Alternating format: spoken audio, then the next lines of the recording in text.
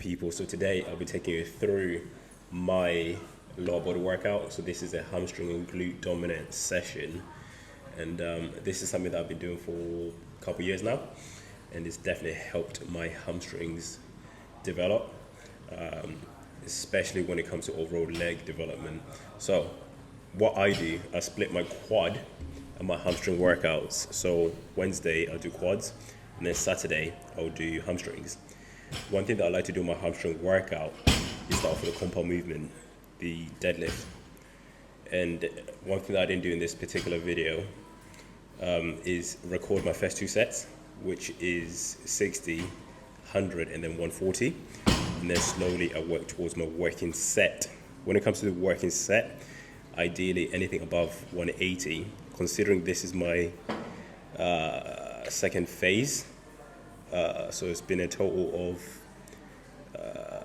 8 weeks back from training, back to training again. And my program, I've programmed in deadlifts.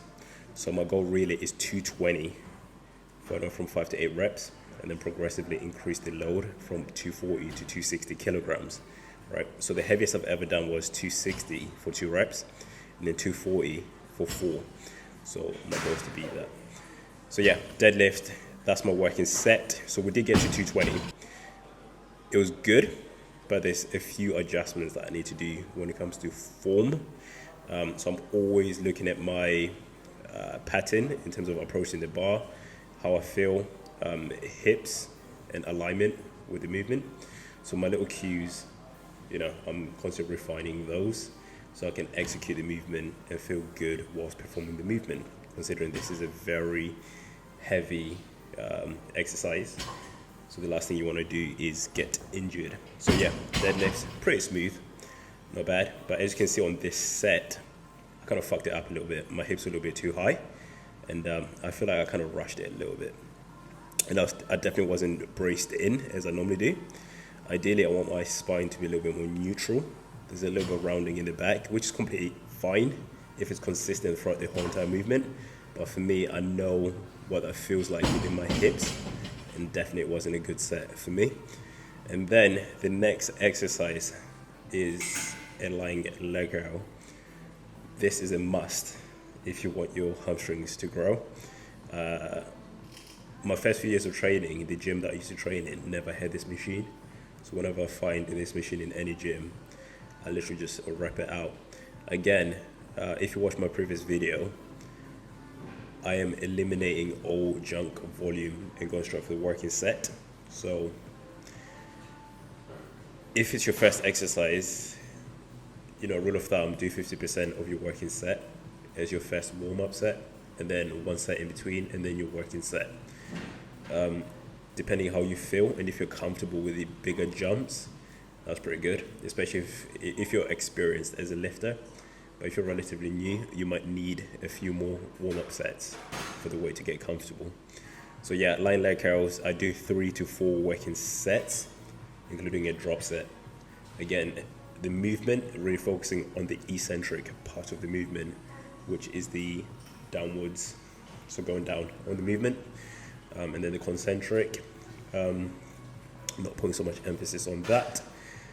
Again, in terms of my hamstring mobility, it's terrible.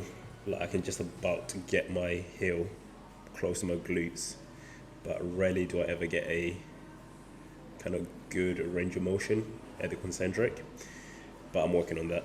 And then the next movement, Romanian deadlift, and then work straight into the working sets, by the way. So I've got 50 kilograms either side, and I'm doing anywhere from 10 to 20 reps. So on this set, I believe I just completely went, completely maxed out, right?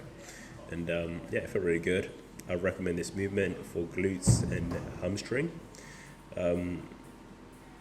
Again, focusing on hamstrings will just improve your squat and overall mobility, given that you're also implementing, a lot of stretching and actually focusing on this stretch of a certain movement.